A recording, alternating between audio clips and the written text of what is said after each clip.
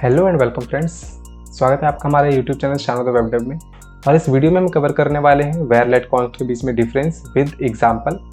और अगर इंटरव्यू में हमसे ये सवाल पूछा जाता है तो हमें इसका क्या आंसर देना है। ठीक है, तो चलिए शुरू करते हैं। सबसे पहले अगर देखा जाए तो वेर लेट एंड कॉन्स्ट के बीच में जो डिफरेंस है वो मेजर 4 डिफरेंसेस हैं जो कि आपको इंटरव्यू में भी यही बोलना है। सबसे पहला डिफरेंस जो है वो है स्कोप का, और सेकेंड डिफरेंस है जो है होस्टिंग का, और थर्ड है रीअसाइनिंग द वैल्यू, और फोर्थ है रिडिक्लेरेशन ऑफ द वेरिएबल। तो सबसे पहला जो पॉइंट है हमारा स्कोप का, पहले हम थ्योरी पे बात कर लेते हैं। तो वेर का जो स्कोप है वो फंक्शन स्कोप होता है, लेट और कॉन्स्ट का जो स्कोप होता है वो ब्लॉक स्कोप होता है। होस्टिंग की बात करें तो होस्टिंग में हमारा वेर पे अलाउड होता है, लेट एंड कॉन्स्ट पे अलाउड नहीं होता है। और जो थर्ड हमारा मेजर डिफरेंस है वो ये है कि वेर एंड लेट में हम जो वैल्यू को रीअसाइन कर सकते हैं वेरिएबल में, बट कॉन्स्ट के केस में हम वैल्यू रीअसाइन कॉन्स्ट में नहीं कर सकते। और फोर्थ जो हमारा पॉइंट है रिडिक्लेरेशन ऑफ द वेरिएबल, वो ये है कि वेर में हमारे पास रिडिक्लेरेशन अलाउड होता है, बट लेट और कॉन्स्ट के केस में क्या होता है कि हम रीडिक्लेयर सेम वेरिएबल को नहीं कर सकते। तो चलिए इसको प्रैक्टिकली देखते हैं कि इनमें क्या क्या डिफरेंस है। सबसे पहले डिफरेंस की बात कर लेते हैं स्कोपिंग का। तो जैसे कि मैंने अभी आपको बताया, वेर का जो स्कोप है वो फंक्शन स्कोप है, और लेट और कॉन्स्ट का जो स्कोप है वो ब्लॉक स्कोप है। तो चलिए इसका एग्जांपल देखते हैं। सबसे पहले अगर देखें हम, सबसे पहले हम एक फंक्शन बना लेते हैं और वहाँ पे देखते हैं स्कोप कैसे काम करता है तीनों का। सबसे पहले हम वेर से इनिशियलाइज करते हैं ए को, a इक्वल्स टू 10,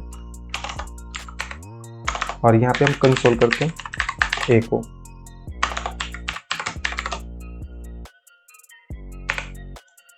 ठीक है, तो यहाँ पे हमारा a का जो आउटपुट दिखा रहा है वो 10 है। और अगर लेट के केस में बात करें तो लेट में भी हमें 10 दिखा रहा है, और कॉन्स्ट की बात करें तो कॉन्स्ट में भी हमें यहाँ पे आउटपुट में 10 दिखा रहा है। बट स्कोपिंग का यहाँ पे ये इशू है कि लाइक अगर मैं इसको वेर से कर देता हूँ और यहाँ पे तो 10 दिखा रहा है, बट अगर मैं इसको इफ ट्रू कर देता हूँ और देन इसके अंदर मैं वेर को डालता हूँ, तो अगेन यहाँ पे देखा जाए तो a का वैल्यू मुझे 10 आउटपुट में दिखा रहा है। बट इस इफ के अंदर अगर मैं लेट कर देता हूँ वेर को, तो यहाँ पे एरर आ गया, a इज़ नॉट डिफाइंड। तो ये ऐसा क्यों आया? ऐसा इसलिए आया कि जैसा कि मैंने आपको बताया, वेर लेट एंड कॉन्स्ट में जो मेन डिफरेंस है स्कोपिंग का वो ये है, वेर जो है फंक्शन स्कोप है, लेट और कॉन्स्ट फंक्शन स्कोप नहीं है, ब्लॉक स्कोप है। अभी मैंने वेर से a को इनिशियलाइज किया है और ये इफ के अंदर हुआ है, तो वेर का रूल कहता है कि ये इसका स्कोप जो है फंक्शन स्कोप है, तो ये फंक्शन लेवल पे चला जाएगा, और फंक्शन के अंदर मैं कहीं पर भी इसको एक्सेस करना चाहूँ तो मुझे वेर a का जो वैल्यू होगा 10 वो मिल जाएगा। बट लेट और कॉन्स्ट के केस में हमने देखा कि इनका ब्लॉक स्कोप है। तो एक्चुअली ब्लॉक किसे कहते हैं? तो इफ एक्चुअली एक ब्लॉक है, ठीक है, कर्ली ब्रेसिस के अंदर आ रहा है तो ये एक ब्लॉक है। फॉर लूप अगर हम लगाते हैं या कोई भी लूप लगाते हैं तो वो सारा एक ब्लॉक होता है। तो लेट के केस में क्या होगा, अगर हम a को लेट से इनिशियलाइज करते हैं तो ये क्या हुआ कि लेट जो है हमारा वो ब्लॉक स्कोप होने की वजह से इसका जो a का वैल्यू होगा वो मुझे बस इफ के अंदर ही मिलेगा, इफ के बाहर मैं इसको एक्सेस नहीं कर सकता हूँ। तो console.log जो मैंने a किया है, ये इफ के बाहर होने की वजह से इसका स्कोप बाहर नहीं मिला है। और सेम कॉन्स्ट की करें, कॉन्स्ट से करें तो कॉन्स्ट में भी मुझे नहीं मिला है। अगेन अगर मैं console.log को इसके अंदर डालता हूँ तो यहाँ पे 10 मिल जाएगा, बट इस इफ के बाहर मुझे नहीं मिलेगा। तो स्कोपिंग का जो मेन डिफरेंस पॉइंट नंबर 1 वो ये है। पॉइंट नंबर 2 पे चलते हैं। पॉइंट नंबर 2 है हमारा होस्टिंग। होस्टिंग की हम बात करें तो जावास्क्रिप्ट में हमारा कोड एग्जीक्यूट होने से पहले जो भी वेरिएबल्स होते हैं उनको एक मेमोरी एड्रेस मिल जाता है। ठीक है, मेमोरी में उनको एक एड्रेस मिल जाता है जहाँ पे वो वेरिएबल जाके आगे वैल्यूज अपने को स्टोर करेगा। तो होस्टिंग में मैंने आपको बताया कि वेर के केस में काम करता है, बट लेट एंड कॉन्स्ट के केस में काम नहीं करता है। अब ये कैसे करता है चलिए प्रैक्टिकली देखते हैं। वेर का हम कह रहे थे कि अलाउड होता है, तो लाइक एग्जांपल देख लेते हैं। वेर a इक्वल्स टू 5 करते हैं। ठीक है, मैंने वेर a इक्वल्स टू 5 किया है, console.log a किया है, तो आउटपुट मुझे यहाँ पे 5 आ रहा है।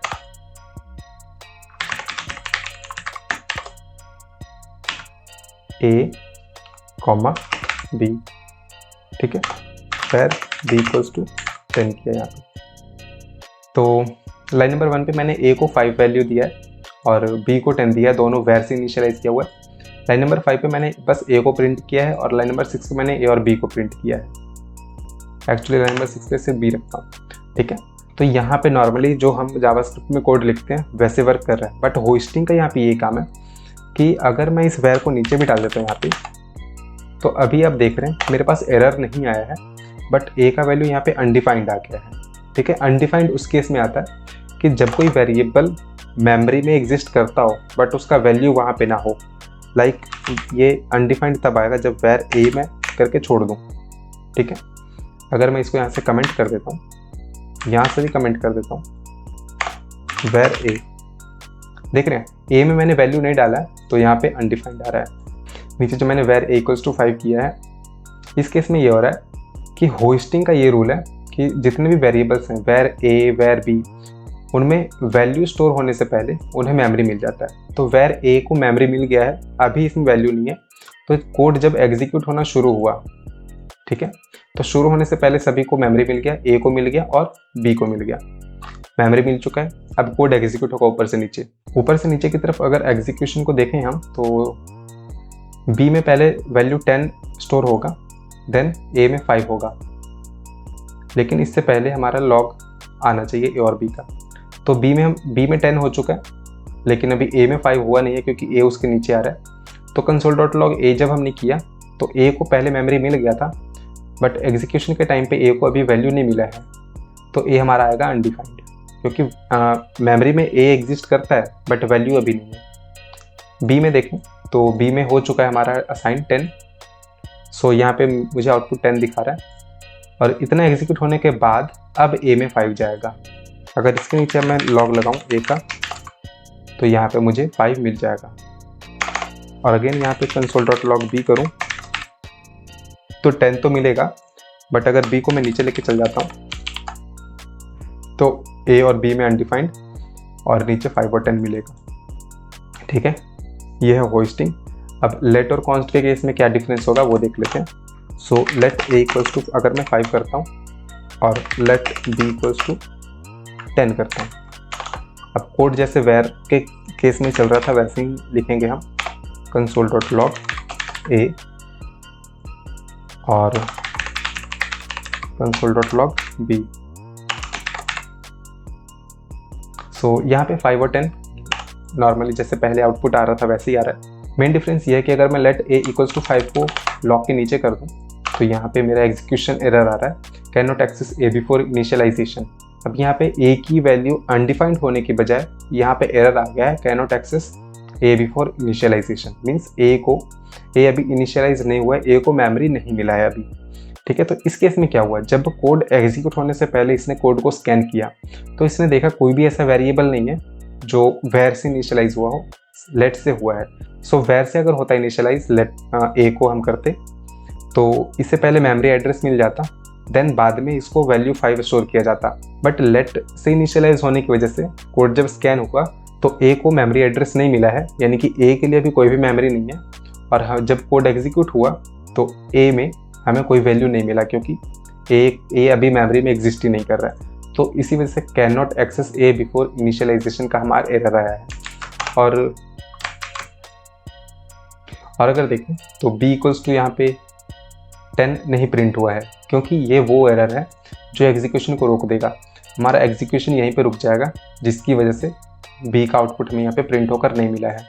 अगर मैं a को यहाँ पे वेर कर देता हूँ तो b यहाँ पे 10 ऑटोमेटिक प्रिंट हो जाएगा, ठीक है। a अनडिफाइंड हो गया, b 10 हो गया, क्योंकि अनडिफाइंड यहाँ पे हमारा कोड रुका नहीं है। a हमारा मेमोरी में एग्जिस्ट करता था, बट वैल्यू नहीं होने की वजह से यहाँ पे अनडिफाइंड आया है, और ये अनडिफाइंड जो है वो कोड को रोकेगा नहीं, आगे एग्जीक्यूशन चलेगा, और यहाँ पे 10 आउटपुट आया है। सेम अगर लेट से मैंने आपको दिखा दिया, कोड एग्जीक्यूशन रुक जाएगा और b में हमारा आउटपुट यहाँ पे नहीं आएगा। सेम हमारा कॉन्स्ट के साथ भी होगा, ठीक है।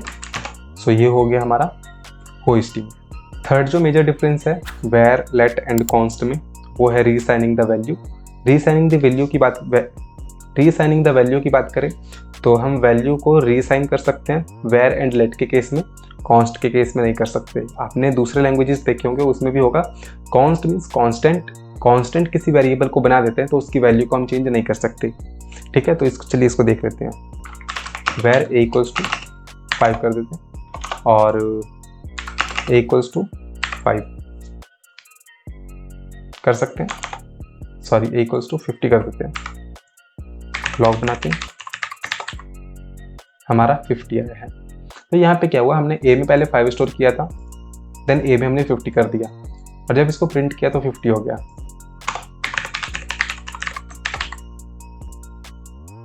ठीक है, सबसे पहले a में हमने 5 स्टोर किया तो 5 आया, फिर a को 50 कर दिया तो 50 हो गया। सेम वर्क करेगा लेट के केस में, क्योंकि मैंने आपको बता दिया वेर एंड लेट के केस में हम वैल्यू को रीअसाइन कर सकते हैं वेरिएबल में। बट अगर यहाँ पे मैं कॉन्स्ट कर देता हूँ तो कंपाइलेशन एरर आ जाएगा और यहाँ पे आ जाएगा लिखा हुआ असाइनमेंट टू कांस्टेंट वेरिएबल, जो कि हम नहीं कर सकते। एरर का ये मतलब है कि कॉन्स्ट a इक्वल्स टू 5 जब मैंने किया तो a यहाँ पे 5 प्रिंट हो गया है, बट a इक्वल्स टू 50 करने की वजह से a जो हमारा कांस्टेंट टाइप है तो 50 हम उसमें दोबारा से कोई वैल्यू नहीं चेंज कर सकते हैं। एक बार हमने 5 कर दिया तो 5 ही रह सकता है उसमें, यहाँ तक कि अगर मैं इसको अगेन 5 रखता हूँ तो भी नहीं कर सकता हूँ। ठीक है, ये 5 और ये 5 दोनों अलग अलग है, क्योंकि वेरिएबल में सेम 5 डालने की कोशिश कर रहा हूँ तो सेम चीज़ मतलब कुछ तो मैं उसमें इंसर्ट कर रहा हूँ ना, अपडेट ही कर रहा हूँ, तो वो पॉसिबल अलाउड नहीं है। तो जिसकी वजह से हमें यहाँ पे एरर देखने को मिला है। ठीक है, सो हमारा पॉइंट नंबर 3 कवर हो गया है, रीअसाइनिंग द वैल्यू। एंड फोर्थ जो हमारा पॉइंट है वो है रीडिक्लेरेशन ऑफ द वेरिएबल, जो कि देखते हैं यहाँ पे वेर a इक्वल्स टू 5 किया, वेर a इक्वल्स टू 10 किया है। ठीक है, मैंने a को 2 बार इनिशियलाइज किया है तो a 2 बार ही नहीं बनेगा, यहाँ पे a एक ही बार ही बनेगा। अब देखने वाली बात यह है कि ये कौन सी वैल्यू कंटेन करता है, 5 और 10। सो देखने में लग रहा है ये 10 करना चाहिए, क्योंकि a को बाद में वैल्यू मिला है 10। लॉग देखते हैं क्या बना है, 10। ठीक है, तो यहाँ पे क्या हुआ है, a को मैंने 2 बार ही इनिशियलाइज किया है, var a, again line number 3 पे वेर a। ठीक है, ये कर दिया। ठीक है, अगर मैं इसको लेट कर देता हूँ तो लेट में मेरे पास ये रहा है कि लेट a इक्वल्स टू, जब मैंने 5 किया अगेन मैं वेर a इक्वल्स टू, यानी कि मैं a को रीडिक्लेयर करने की कोशिश कर रहा हूँ। यानी कि एक बार मैं जब डिक्लेयर किया लेट a, अगेन मैं वेर a कर रहा हूँ, यानी कि a को ही रीडिक्लेयर कर रहा हूँ मैं, जो कि लेट के केस में अलाउड नहीं है। अगर मैं लेट को वापस वेर देखता हूँ तो वेर के केस में यहाँ पे एरर नहीं आ रहा है, बट लेट के केस में एरर आ जाएगा। ठीक है, सो ऐसा नहीं है कि लेट a इक्वल्स टू 5 कर दिया तो अब a में हम 5 की जगह कुछ और नहीं कर सकते, कर सकते हैं। तो शर्त हमें यहाँ पे वेर या लेट या कॉन्स्ट समथिंग कुछ नहीं लिखना पड़ेगा। Normally a equals to 10, a equals to something like something कर सकते हैं। सेम चीज़ कॉन्स्ट के केस में भी अप्लाई होता है। कॉन्स्ट इक्वल्स टू 5 करने के बाद ना मैं var equals to 5 a equals to 10 कर सकता हूँ, ना मैं लेट कर सकता हूँ, और बिकॉज कॉन्स्ट है तो कॉन्स्ट तो मैं वैसे भी नहीं कर सकता। ठीक है, तो ये हमारा पॉइंट नंबर 4 कवर हो गया, रीडिक्लेरेशन ऑफ द वेरिएबल। सो ये 4 मेजर डिफरेंसेस थे वेर, लेट एंड कॉन्स्ट के बीच में। उम्मीद करता हूँ आपको ये वीडियो समझ आया होगा, और अगर आपसे ये क्वेश्चन इंटरव्यू में पूछा जाता है तो आप ये 4 डिफरेंसेस ही बताएंगे, सफिशिएंट है। उम्मीद करता हूँ आज का वीडियो आपको पसंद आया होगा, और वीडियो अगर पसंद आया है तो वीडियो को लाइक कर दीजिए, और ऐसे ढेर सारे वीडियोज़ के लिए चैनल को सब्सक्राइब कर लीजिए। Thank you so much.